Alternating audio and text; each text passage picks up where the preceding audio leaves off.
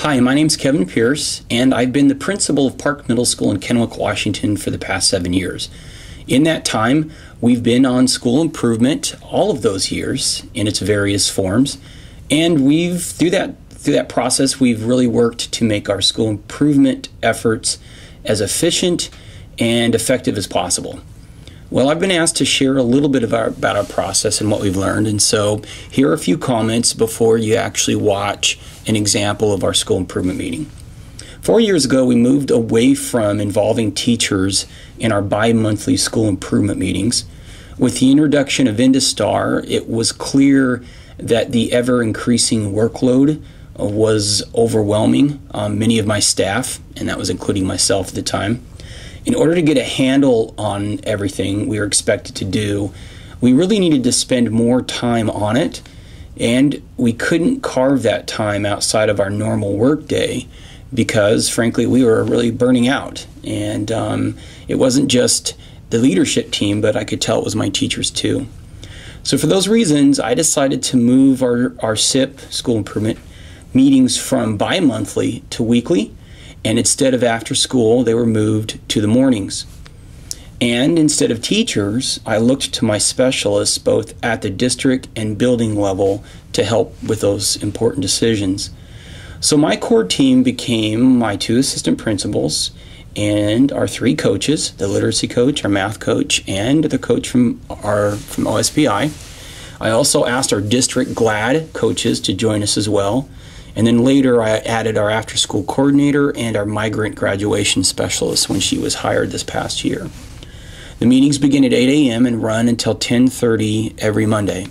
This format has not only increased our productivity and communication, but it's made the entire process much more manageable for my leadership team and for my staff.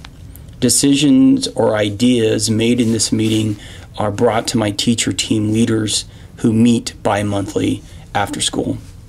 They're also able to give their input, and from there it goes either to my site council or to staff meeting for further discussion and processing. In this way, we create buy-in while involving people at the appropriate level, and we get the important work done as continually, and we put the time necessary to really do all of the things that a school like Park really needs to do. So this is an edited and recording, what you're going to watch, of my Monday meeting from March 23rd of 2015. It's fairly typical. Usually we spend time reviewing common assessment data from our PLC teams, which is collected and organized by our literacy and math coaches. We have also spent time in the past visiting classrooms together and doing some learning walks, but we don't do that during this meeting today. My meetings are organized by an agenda, like any other meeting, which I've transferred from IndaStar. In the past, I used IndaStar to record our agendas and meeting notes. Now I use my own form and keep it in my notebook. Although IndaStar is a very efficient way to communicate our plan and progress on a large scale to people outside of my school, I find it pretty inhibitive when it comes to communicating my meeting agenda. It offers, I guess, until it offers the same flexibility as, say, a Word document, I'm not going to use it for my weekly agendas anymore. I constantly work to improve how I use IndaStar and create my tasks and subsequent agendas. What you're seeing now is my latest version of how I take the information from IndaStar and make sure that our leadership team is using that information in how we make decisions on a weekly basis. I share this with staff monthly, and I try to do it in ways that are easy for them to digest and not overwhelm them. I constantly work to improve how I use IndaStar and create my tasks and subsequent agendas. What you're seeing now is my latest version.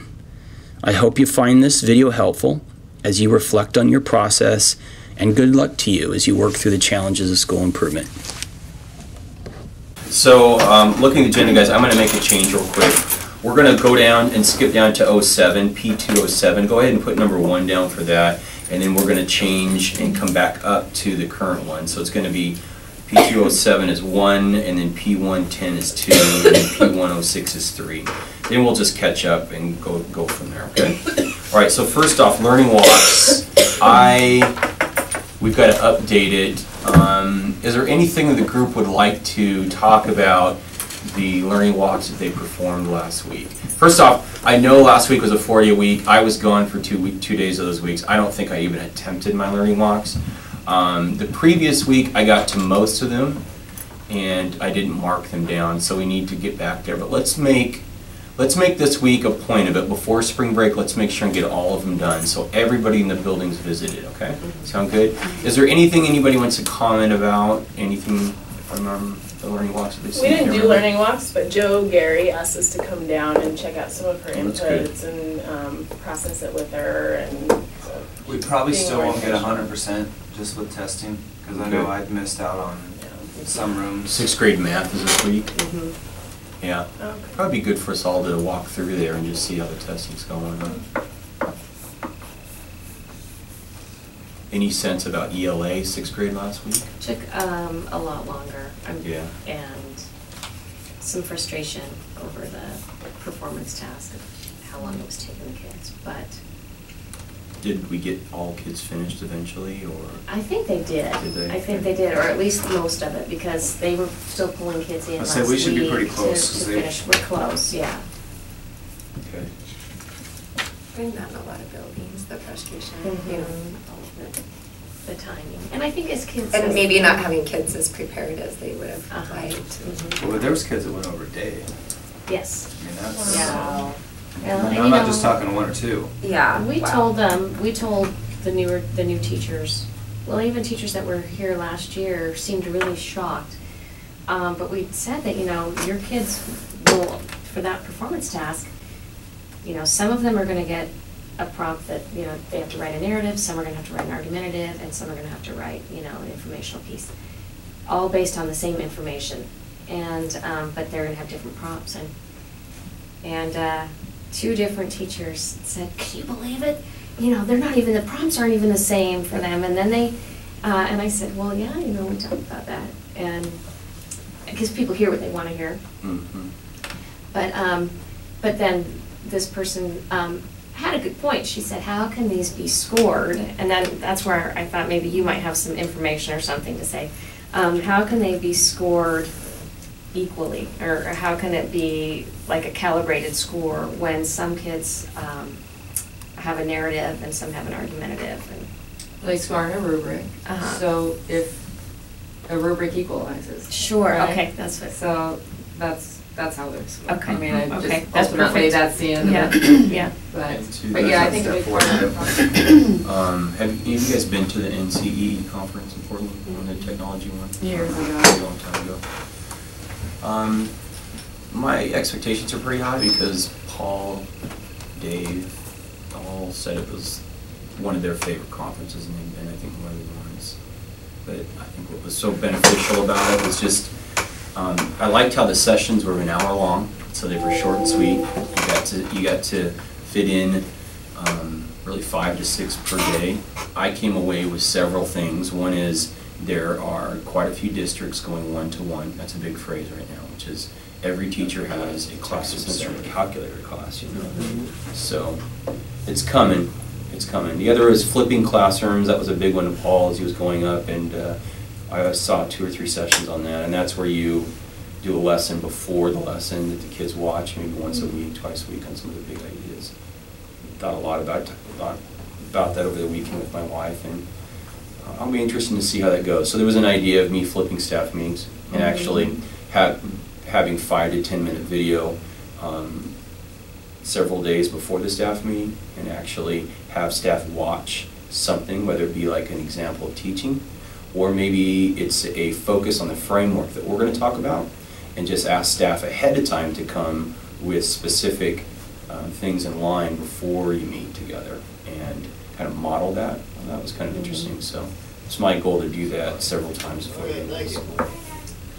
So is there any data for us to look at today, Sheila, with an ELA? No, we've had first round of tests, but no post-test yet. Okay. 7th and 8th grade are going to be, and 6th grade are giving their post-tests this week. Their So will you retests. have some Monday, week from, Yeah. I guess it'll be If Monday they- after spring If break, they get their right? data to me, they'll Okay. have it. Let me know if you need some help. All right. Has muscle. Terrell given you hers from Yes, before? yeah. From the first test, yes. So this has to do with the 8-period day, moving to daily collaboration time for next year. And in all accounts, it sounds like that this has all been approved by everybody except for the board. Difficult decisions to make with the resources. So this is what it looks like. Go to an 8-period day, have collaboration time where they'll do these things, evaluate strategies, plan lessons, analyze data, organize reteaching, move from 60 to 200 minutes a week. This is what it will generally look like. I just want you to understand that we're trying to block prep and PLC together. These represent 5-person teams, and then the rest of this will be filled in as our schedule's created once we get the approval on this. So what is it? We basically had this model for 3 years, and we're going to talk a little bit about why we don't have it now. But during that time, we actually created it in 08, 09, and implemented it in 09 and 10. And this was, the result was 6th grade. You can see pretty steady upswing. And this was 7th grade. And 8th grade. This is the number of students who are number of Fs at Park. This is 08, before we looked at moving it, and this is this year. And you can see that one of the major reasons that we have a decrease in failures because of that collaboration time. We created interventions. We created standards-based grading system. And that's pretty dramatic right there, isn't it? So to make this work in 09, we had to create some bargaining agreements, and they basically were variances to the contract. What was a little unique about this is we asked teachers to increase the class size without compensation, and we actually had a variance for that.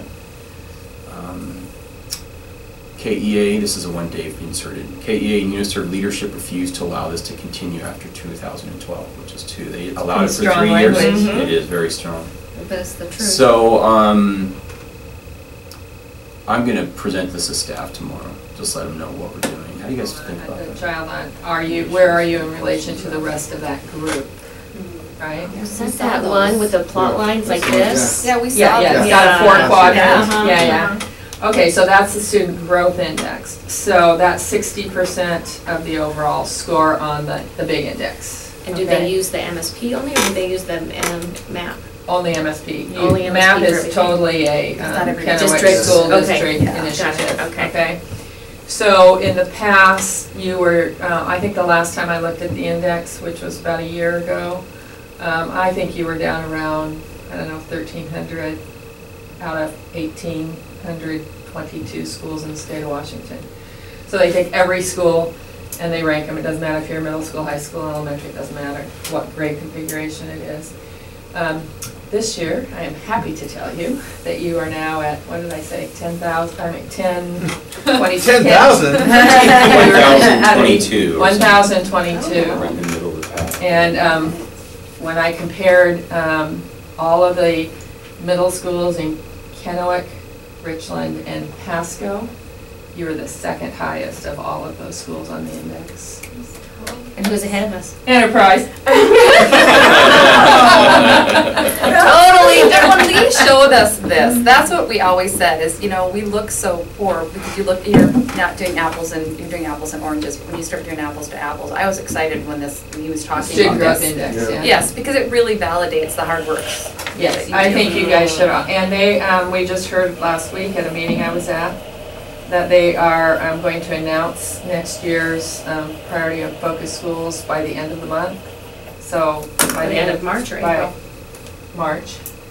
So this week we expect, and they're exiting 65 schools, and I won't be surprised that Olive Park is one of those. So.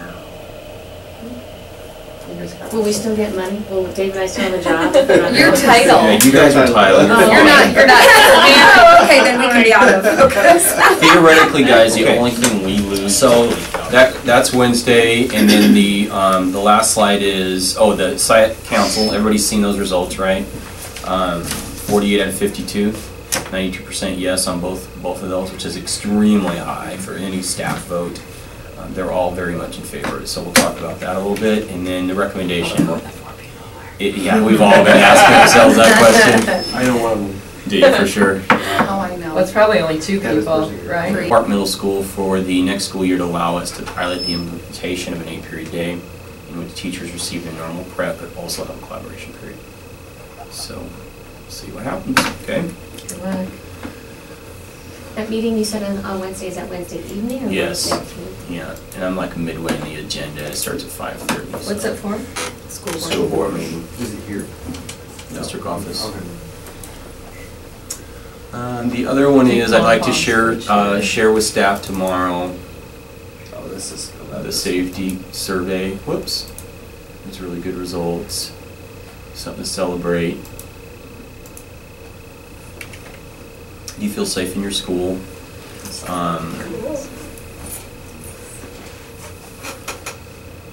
We achieved our goal. Remember, it's 90%, so it's right here. We were just like a percent or two higher than Desert Hills. Do you feel safe outside? Came out really strong in this too. We were the only one above 90 in the district, which is really surprising because a lot, our outside isn't Isn't always safe. the same. Probably would have been better if our teacher didn't go outside dancing. Yeah, I was at the bar after the test. You feel safe in your classroom. All 4 schools scored real well in this. I think we tied with Desert Hills on this one. Do you feel comfortable going to staff for help? This is the infamous trusted adult question. We did make our goal of 90%. We were the highest of all 4 schools, and we were at 89, so we were very, very close. But we got to feel very proud of that. There was a lot of work we did. We also had quite a few staff change in 7th grade, which is where this data is coming from, and I think that put in. Sure. And this 7th grade class is not the 8th grade class. No, Right. they aren't. So we'll share that with staff. That's something to be proud of I don't know if I tomorrow. feel safe I think when you take this, and I'm going to try to put that growth index, the ranking data together, tomorrow will be a real celebration for staff before we go to spring break. You should all feel good about it. Do you have the old numbers? Is that what you're saying? Like last year's? You want me to compare them? I've done that before. So like show where we were with last year's class? You want to do that? Yeah, that would be Okay. good. Because we've grown in everything, not just that we're ahead of everybody. True. That's true. I heard this discussion at a different school, won't say who, but, well, all the administrators were in the room when they were doing it. And I said, hey, I was in the room too, and they were not making kids answer. All they were doing was making sure that it was clear that it was important and do your best, but they were not influencing what kids were writing at all, They're like, I was upfront about that. I told yeah, them. they said, that's why they were like, well, they were doing this, and I was like, no. That's not completely accurate. I did give them two answers. That's true, I forgot about that, but they didn't get your joke, so it didn't really matter. First question was what grade level and what school. I gave them those answers every time. Then I said the third one you're gonna have to answer your own. It's male, female. I'll tell you what, And they didn't get it. if you don't have a culture in place where the kids feel like we're on the same team, you standing in that room is actually going to work against you. Yeah, exactly. They'll look at you like, no, I don't feel safe. You know what I mean? Exactly. Take Your this face. one. It's spelling of your name. Just talk about, to me, you just walk into Park and you feel the culture, you feel the environment, you walk into some of the other middle schools, you don't feel it. So I mean, I There just is wish they could definitely- understand walking in here. Yeah, and you see it because you go to a lot of them. Yeah. You go to different schools, you get a real sense of what the culture is like, Yes. And here it's very, very positive. Yes. And Andy Kelly, in that one white paper he wrote, he talked about the ethos of a school, and that's really what that is, the culture is the ethos. But one of the things he said in another school I work in up the valley, he came there last year and he said, you can tell a lot by the things you see in the hallways and the signs that are up around the school. And in their school, he said, what do you think I think is important here? And it was staying to the right, because they've got a zillion signs that say stay to the right, you're on the right, things like that. But they don't have a lot of, you have a lot of positive comments and things up. I mean, just when I went to the restroom earlier, you've got new posters in there. Stay to the right. Use the stall on the right. But it looks like, there's just a whole sense all around the school.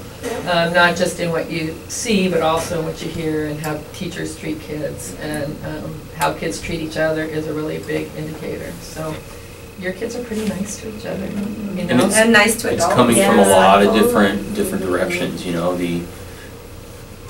it Which is difficult in a culture of poverty, because that's not always what you see in a culture of poverty. Yeah. So, I think you guys have just done a remarkable job, and when I think back to the first day I walked in here and, people were yelling at each other in meetings, What and year was that? 2008. Was that when the coach was yelling at me? Oh, no. No, that was you. But anyway, but no, I remember sitting in some meetings with staff members screaming, but people couldn't even get along. So we said, well, let's have potlucks. I mean, just to at least start getting people to be able to sit in the same room together. Remember that? Yes, I felt So so artificial. it was all first order You try to training. create that. You try to create that stuff and nobody feels comfortable. Well, it was all first Oh, order they're afraid to training. eat the food. It got them started. I Fake mean, booze bottles in the staff lounge. That was so it's a way different school than it was in 2008 when Kevin came. That's a lot. Well, okay, number 4, guys, flip the page over. It's gonna be a good spring. So, Dave, talk to us about the formative assessment training that happened on Friday. That's actually pretty exciting. We've got 14 classrooms that have the MOBI and the response system clickers. The training was good. She did a nice job. Probably needed another day, to cover stuff. 7th grade's using the clickers today, so that's a good sign. I got a couple calls troubleshooting stuff. Yeah, did Stephanie go? I thought she stayed. Stephanie, 7th grade math. Oh, something like Yeah, and actually they're planning on administering they have a common assessment on Thursday, and they're going to administer it using the clickers so that they can play it back. Nice. So, Brian did create an assessment for the MOBI. He's created a formative Nice. assessment, he sent that to me, yeah. and I think Brian will use them actually. I Yeah. think, he struggled a little bit technologically, but I think Mhm. he sees the value. So I think Yeah. he'll What about do 6th more. grade? Did you feel good about them and some of the ELA teachers and stuff? Did you feel good?